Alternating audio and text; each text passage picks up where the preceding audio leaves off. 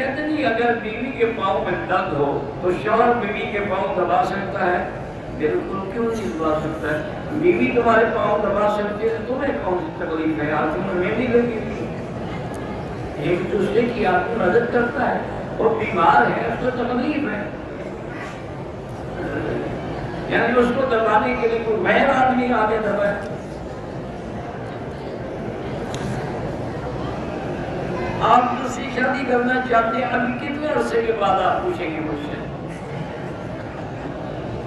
یہ 1000 دفعہ پوچھا جا چکا ہے، بالکل کرنا چاہتا ہوں انسان۔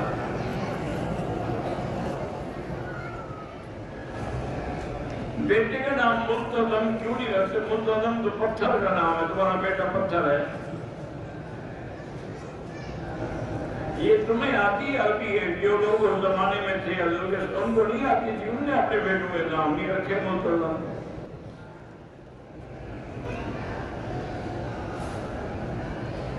میں نے لڑکی کو طلاق دیے، 4 مہینے ہو گئے، ایک ایک کر کے 3 طلاق دیے۔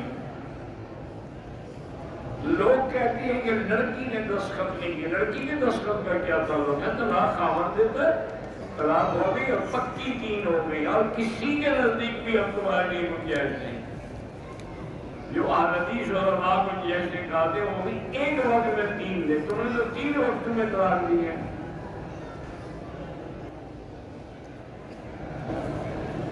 ایک وقت میں بھی 3 طلاق ہو جاتی ہے، بالکل ایک وقت میں کسی کو تم 3 تھپڑ مار کے دیکھو، ایک کتنا ہے یا 3؟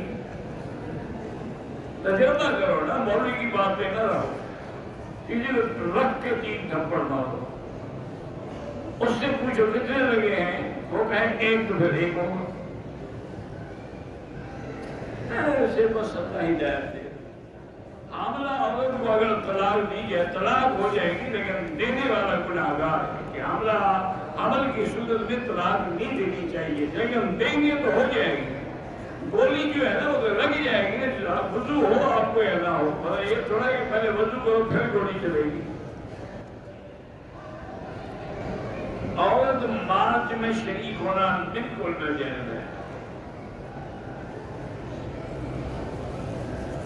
شادی شدہ اولاد کے ہوتے ہوئے بھی اگر کوئی دینا کرے، اولاد کو بھی پتہ ہو، تو پھر اس کے لیے کتنی بڑی لعنت ہے کہ اس کو کسی کا بھی شرم نہیں۔